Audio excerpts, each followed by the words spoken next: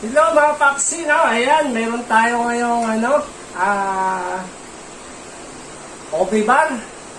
Ayan, luto na ito at malamig na. So, ito ay lalagyan natin ng topping, no? Para mas lalong sumarap ang ating Obi bar. So, ganito lang maglagay ng topping mga paksi, no?